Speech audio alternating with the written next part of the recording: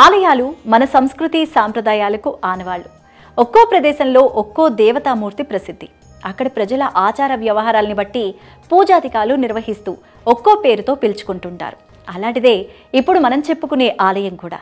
ఉమ్మడి కర్నూలు జిల్లా కర్నూలు నగరానికి సమీపంలో ఎంతో ప్రసిద్ధి చెందిన జగన్నాథ గట్టుపై వెలిశారు శ్రీ ఉమా సమేత రూపాల సంగమేశ్వర స్వామి.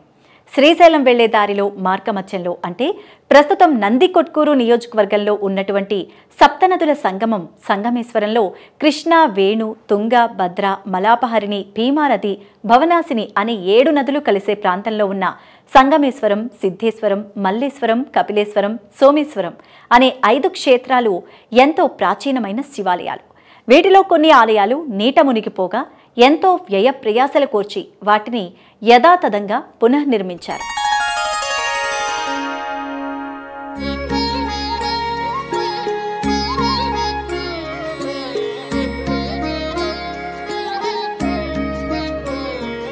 పూర్వం పాండవులు వనవాసానికి బయలుదేరినప్పుడు ఇక్కడే నిద్రించి ఉదయం లేచి తపస్సు చేశారని, అప్పుడు వారు చేసే తపస్సు నిమిత్తం ఒక వేప చెట్టును శివలింగంగా మలిచి పూజించారని, ఆ తర్వాత కాలక్రమేణా ఆ ప్రదేశంలోనే చాళుక్యులు పాండవులు స్వయంగా పూజ చేసి ప్రతిష్ఠించిన స్వామివారికి 5 శివాలయాలు నిర్మించినట్లుగా చరిత్ర చెప్తోంది.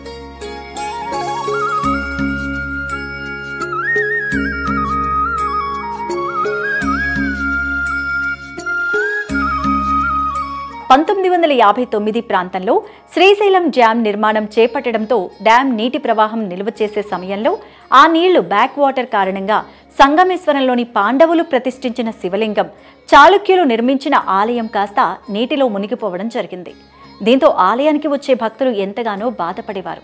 ఆ సమయంలో హిందువుల సాంప్రదాయాన్ని కాపాడాల్సిన బాధ్యతగా భవిష్యత్తు తరాలకు ఈ ఆలయాల యొక్క ప్రాముఖ్యతను తెలియచెప్పేందుకు అప్పటి ప్రభుత్వ అధికారులు ఈ ఆలయాలను ఇతర ప్రాంతాలలో పునఃస్థాపించారు.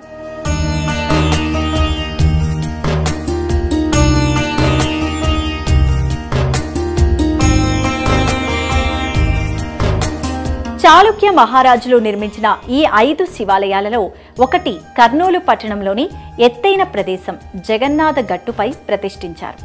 పాండవులు ప్రతిష్ఠించిన మరకత శివలింగం, అదేవిధంగా చాళుక్యులు నిర్మించిన దేవాలయం సంగమేశ్వరంలో ఎలాగైతే ఉండేదో అదేవిధంగా ఈ ప్రాంతంలో పునః ప్రతిష్ఠించారు.